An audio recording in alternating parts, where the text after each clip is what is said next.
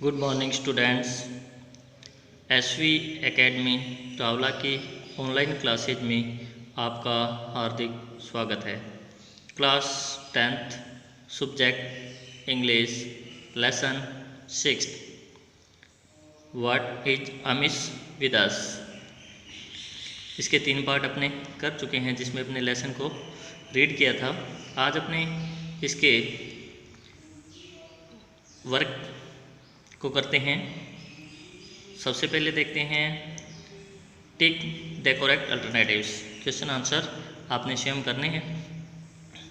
The noise pollution is caused most because of playing a tape recorder at high pitch, blowing horns, using loud speakers in ceremonies, lack of civic sense and careless social behaviour.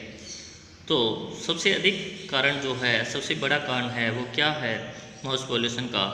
तो lack of civic sense and careless social behaviour, यानी कि नागरिक बोध की कमी और साथ ही साथ सामाजिक व्यवहार जो हमारा है वो लापरवाही से युक्त है। सेकंड है what causes more harm to our health? Direct smoking, passive smoking, chewing of tobacco, selling of smoking substances. तो हमने पढ़ा था कि जो स्मोकर होते हैं वो अपने आसपास के लोगों के बारे में बिल्कुल भी परवाह नहीं करते हैं, और पैसिव स्मोकिंग है वो more harmful to our health, ये पढ़ा था। इसका मतलब इसका आंसर अपना होगा passive smoking. Space is next to godliness. अपने पढ़ के आए थे, एक कहावत थी कि cleanliness is next to godliness. तो अपना आंसर क्या होगा? क्लीनलीनेस। आगे देखते हैं say whether the following statements are true और false. Write T for true and F for false. तो फर्स्ट लिखा है according to the author there is brain drain from our country. लेखक के अनुसार हमारे देश से प्रतिभा पलायन हो रहा है। तो क्या ये सही है? Yes, we have read it. हमने लेसन में पढ़ा था इसे कि लेखक ने कहा था कि हमारे देश से प्रतिभा पलायन अन्य विकसित देशों की तरफ हो रहा है, समृद्ध देशों की तरफ हो रहा है। जबकि एक सर्वे के माध्यम से ये बताया गया था सबसे अधिक तीव्र बुद्धि वाले लोग भारत में हैं। High pitch of loud speakers can collapse even building. कि लाउड स्पीकर की तेज ध्वनि वह इमारत को भी हिला सकती है, गिरा सकती है। तो ये भी हमने नॉइस पोल्यूशन के तहत पढ़ा था। इसका मतलब ये भी ट्रू है। People willingly allow others to sit on the vacant seat while traveling in a bus or train. क्या ऐसा पढ़ा था आपने कि जो लोग पहले से सीट पे बैठे हुए हैं, अपने आप बगल की जो खाली सीट पर होती है उस पर किसी भी व्यक्ति को अपनी इच्छा से बिठा देते हैं? ऐसा तो नहीं पढ़ा था। उसमें क्या लिखा था कि लोग अनिच्छापूर्वक अपने बगल वाली सीट पर अगर किसी को बिठाते भी हैं तो उसमें से आधी पर अपना कब्जा जमा लेते हैं। तो ये फॉल्स है। Pen is mightier than the sword. तो कलम है वह तलवार से अधिक शक्तिशाली होती है। It's a true statement. Vehicles overloaded would not cause an accident. हमने पढ़ा था कि अति भारित वाहन जिसमें ओवरलोड होता है तो वे किसी भी गंभीर दुर्घटना का कारण बनते हैं। तो इसका मतलब हुआ कि यह रॉन्ग है, false. Protesters should not follow satyagraha and hunger strike which use inconvenience to the citizens. तो ये भी क्या है? फॉल्स है, क्योंकि हमने पढ़ा था कि उन्हें गांधी जी के बताए हुए मार्ग सत्याग्रह या भूख हड़ताल का अनुकरण करना चाहिए। Vocabs related activity second, match the following words in column A with the words of their meaning in column B. Also use them in your own sentences as given in the example below. जैसे collapse का mean होता है fall down, और अपने इसको sentence में use कर सकते हैं, बिल्डिंग में collapse one day because of the noise pollution. इसी तरह से आपने भी इनका यूज करना है। तो यहाँ पे मैच करने हैं ए और बी को। एफ्लुएंट, एफ्लुएंट का मतलब rich and wealthy, rich and wealthy. जिसके आगे मैंने बी में नंबरिंग दी हुई है, वो जिस नंबर का है उसी का नंबर उसके आगे लगाए, यानी कि जैसे एफ्लुएंट का रिच एंड वेल्दी से मिलान कर सकते हैं अपने। Ritual, religious ceremony, ritual religious ceremony. Vigour, energy.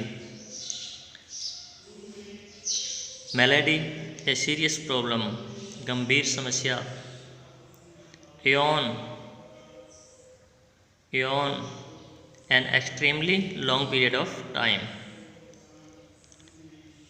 Legitimate, justifiable, justifiable. Reluctant, reluctant, unwillingly. Mars, spoils. Agni, physical and mental pain, physical and mental pain। अब इनको सेंटेंस में यूज आप कर लेना। बी नंबर देखिए, fill in the blanks with appropriate choice from the words given below. Incessantly, littered, slump, calamity, grab, protest, hamper, cross. तो इन्हीं में से अपने को वर्ड का यूज करते हुए सेंटेंस को कंप्लीट करना है। These days there is a great slump in real estate sector. Slump, these days there is a great slump in real estate sector। Second number है, most of us exhibit gross ignorance of minimum basic human decencies। gross, most of us exhibit gross ignorance of minimum basic human decencies। Blowing the horns incessantly make living intolerable, intolerable। Fourth है, public places can be seen littered with all sorts of stinking refuse।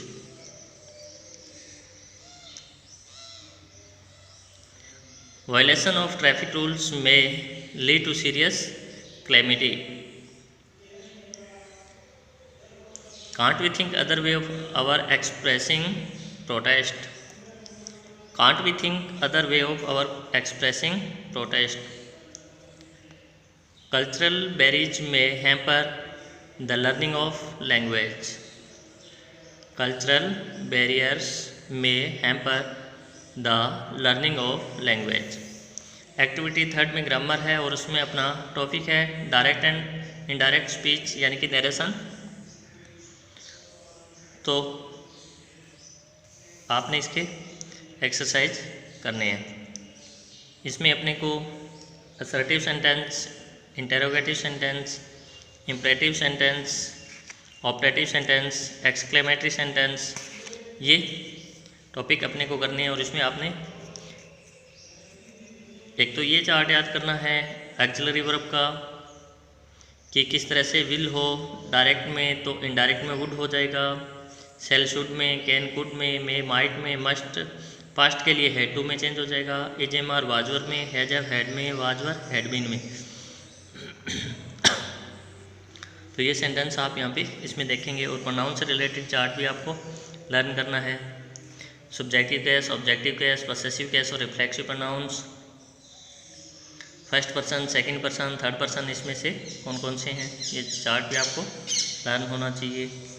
उसके अलावा time and distance से related changes होते हैं, वो कैसे, जैसे now को देन में, हेयर को देर में, टुडे को दैट डे में, यस्टरडे को द प्रीवियस डे या फिर द डे बिफोर में, टुमारो को द नेक्स्ट डे या द फॉलोइंग डे में, लास्ट नाइट को द प्रीवियस नाइट में चेंज किया जाता है। दिस को दैट में, दीज को दोज में, अगो को बिफोर में, टू नाइट को दैट नाइट में, दस को सो में, next day, week, month etcetera कोई भी हो तो the following day, following week, following month etcetera में अपने चेंज करेंगे। Last week, last year etcetera हो तो the previous week, previous year, just को देन में। उसके बाद में आपके लिए एक्सरसाइज है, change the following sentence into indirect speech. तो ये आपने सभी करने हैं। John said I work every day. अब देखिए जोहन सेड लिखा हुआ ये रिपोर्टिंग वर्ब होता है, और आई वर्क एवरी डे जो इन्वर्टेड कोमाज के अंदर है इसको रिपोर्टेड स्पीच बोलते हैं। एक रिपोर्टिंग वर्ब और एक रिपोर्टेड स्पीच। तो रिपोर्टिंग वर्ब अगर पास्ट में हो और रिपोर्टेड स्पीच में universal truth, scientific, mathematical theory, habitual action, इस तरह के नहीं दिए हुए हों तो अपने वर्ब से रिलेटेड चेंजेस करते हैं। अब रिपोर्टिंग वर्ब में जोहन सेड लिखा हुआ है तो शेड का शेड ही रखेंगे क्योंकि इसके बाद में ऑब्जेक्ट नहीं है। अगर ऑब्जेक्ट हो तो शेड टू होगा और उसको अपने टोल्ड में चेंज करेंगे। John said connective assertive sentence के लिए दैट का यूज होता है। तो John said that, I first person है, सब्जेक्ट के हिसाब से चेंज करना है रिपोर्टिंग वर्ब के। रिपोर्टिंग वर्ब का सब्जेक्ट है जोहन, जोहन का प्रोनाउन ही, तो ही। वर्क लिखा हुआ है तो वर्क प्रेजेंट सिंपल का ये sentence I work everyday present simple का है, जिसको कि अपने पास्ट में चेंज करेंगे पास्ट सिंपल में। तो आई को तो चेंज कर देंगे, ही में वर्क का हो जाएगा worked everyday. Johan said that he work everyday. ये तो असर्टिव सेंटेंस है। इसी तरह से अगर इंटरोगेटिव सेंटेंस हो, अगर वो हेल्पिंग वर्ब से है तो कनेक्टिव इफ़ का यूज किया जाता है। सेड या सेड टू को आस्क में चेंज किया जाता है, और इनडायरेक्ट नरेशन में उसे जो इंटरोगेटिव होता है उसको असर्टिव में चेंज कर दिया जाता है। यानी कि अगर ओनली इंटरोगेटिव है तो उसको आपने अफर्मेटिव बनाना है, इंटरोगेटिव नेगेटिव है तो उसको आपने नेगेटिव बनाना है। जैसे ये 8 नंबर सेंटेंस देखिए, Tom said to me will you go with me there. अब Tom asked me, if you second person है ऑब्जेक्ट के हिसाब से रिपोर्टिंग वर्ब के, तो मी का subjective case I. If I will को चेंज कर देते हैं वुड में, would go with me first person है सब्जेक्ट के हिसाब से। टॉम, तो टॉम का अपने प्रोनाउन लेंगे ही का ऑब्जेक्टिव केस क्या हो जाएगा हिम देयर। यानी कि अपना सेंटेंस बनेगा Tom asked me if I would go with him there. अब imperative sentence, sister said don't put this T shirt on. तो ये इम्परेटिव सेंटेंस है। इसमें सेड को आवश्यकता अनुसार ordered, requested, advised, suggested, asked में बदला जाता है, और कनेक्टिव टू इन्फिनेटिव का यूज किया जाता है। और आगे जो भी है उसको हटा दिया जाता है। यानी कि डोंट है तो उसको अगर अपने टू इन्फिनेटिव वाले रूल से फॉरवर्ड, आस्क्ड, ऑर्डर्ड के हिसाब से करते हैं तो नोट के बाद में टू का यूज होगा। नहीं तो अपने डोंट वाले के लिए सेड को या सेड टू को फॉरवर्ड में भी चेंज कर सकते हैं। तो इसको अपने दोनों टाइप से बना सकते हैं। Sister ordered not to put that T shirt on, और सेकेंडली अपने बना सकते हैं sister forward to put that T shirt on. अगर फॉरवर्ड से बनाते हैं तो डोंट को हटा देते हैं। इसी तरह से WH वर्ड से जो इंटरोगेटिव सेंटेंस होता है उसके लिए सेड या सेड टू को तो आस्क में चेंज करेंगे, वही WH वर्ड अपना कनेक्टिव होगा। बाकी रूल यानी कि उसको भी असर्टिव में चेंज करना है। अगर ओनली इंटरोगेटिव है तो अफर्मेटिव, और अगर इंटरोगेटिव नेगेटिव है तो उसको नेगेटिव में चेंज किया जाता है। Ramesh asked when. अब इसके अंदर जो अपना सब्जेक्ट है द ट्रेन, तो ये थर्ड पर्सन है, नो चेंज रहेगा। Ramesh asked when the train arrived. अब क्या हो जाएगा अराइव्ड, क्योंकि ये प्रेजेंट सिंपल का इंटरोगेटिव है। तो जैसे ही अपने असर्टिव में चेंज करेंगे तो ये पास्ट सिंपल का अफर्मेटिव बनेगा और अराइव की अराइव्ड हो जाएगा। इसी तरह से ये आपने एग्जाम्पल करके देखने हैं सारे। अभी इसमें एक लेट्स वाला भी दिया हुआ है। My friend said let's go to cinema. तो लेट्स वाले में अपने सेड या सेड हो तो सजेस्टेड में, सेड टू हो तो सजेस्टेड टू में चेंज कर देते हैं। माय फ्रेंड सजेस्टेड, अब कनेक्टिव दैट का यूज होगा, लेट्स की जगह वी या दे का यूज किया जाता है। दे और अपनी तरफ से निश्चित हेल्पिंग वर्ब शुड का यूज करते हैं। They should go to cinema. 18 number है I said sit down, I ordered to sit down, I ordered to sit down. इसी तरह से इसमें एक्सरसाइज आपने करनी है ये। उसके बाद में बी नंबर है, इसमें correct the errors in the following sentences, यानी कि आपने ये एरर्स देखने हैं इसमें कि अगर इनडायरेक्ट में चेंज करने पर क्या होना चाहिए था, जबकि इसमें क्या लिखा हुआ है। जैसे देखिए पहले he asked where she lives, अब देखो सी लिव्स दिया हुआ है, इसका मतलब आस्क्ड और WH वर्ड को यहाँ पे कनेक्टिव के रूप में यूज किया है, तो इसका मतलब ये इनडायरेक्ट में होगा। तो इनडायरेक्ट में होगा तो प्रेजेंट सिंपल का था, तो पास्ट सिंपल में बनना चाहिए था, तो सी लिव्ड होता। He asked where she lived. इसी तरह से इसमें कईयों में कनेक्टिव से रिलेटेड, जैसे second number the instructor warned not drive too fast, अब इसमें कनेक्टिव का यूज ही नहीं किया है, टू इन्फिनेटिव का यूज नहीं किया है, तो अपने नोट के बाद में टू का यूज करेंगे। इसी तरह से अन्य सेंटेंस में भी आपने एरर है उनको ढूंढना है और सही करना है। बाकी अपने ये ग्रामर का टॉपिक ग्रामर के अंदर करेंगे। आज के वीडियो में इतना ही, मिलते हैं नए वीडियो में नए लेसन के साथ, तब तक के लिए good bye, thanks for watching.